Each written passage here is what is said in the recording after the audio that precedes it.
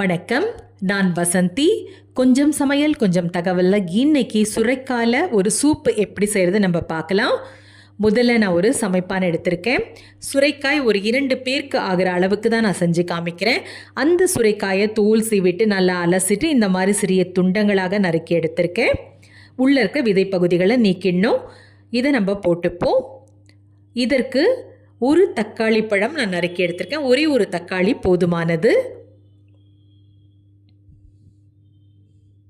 ஒரே ஒரு பச்சை மிளகாய், ஏன்னா நம்ம மிளகுத்தூள் சேர்க்க போகிறோம். கடைசியில் ஒரு பச்சை மிளகாய் போகிறோம். இஞ்சி துண்டங்கள் பார்த்திங்கன்னா ஒரு அரை அங்குலம் இஞ்சி துண்டங்கள்.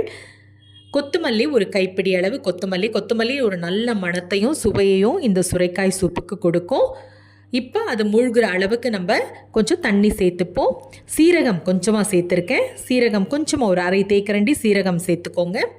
இப்போது இது மூழ்கிற அளவுக்கு தண்ணி சேர்த்துப்போம். நம்ம சுரைக்காய், தக்காளி, ஒரே ஒரு பச்சை மிளகாய், இஞ்சி துண்டங்கள், சீரகம் அரை தேக்கரண்டி, அவ்வளோதான் இதற்கு தேவையான பொருட்கள். அதுக்கு மேலே எதுவும் வேண்டாம். ஊதல் நல்ல 3 ஊதல் வந்த பிறகு இளந்தீயில் 5 நிமிடம் இருந்தால் போகிறோம். இதை நம்ம இப்போ வடிகட்டிப்போம். சுரைக்காய் நான் அல்வா செய்யும் பொழுதே சொன்னேன், சிறுநீரகம் நல்ல சிறுநீர் நமக்கு சுரக்கிறதுக்கு நிறைய உதவி புரியும். அதனால் உடல் எடையும் நமக்கு குறையிறதுக்கு இது ரொம்ப உதவிகரமாக இருக்கும். உடல் எடையை நம்ம குறைக்கணுன்னா கண்டிப்பாக வாரத்தில் 3 நாள் இதை ஏதாவது ஒரு வகையில் நம்ம செஞ்சு சாப்பிடணும்.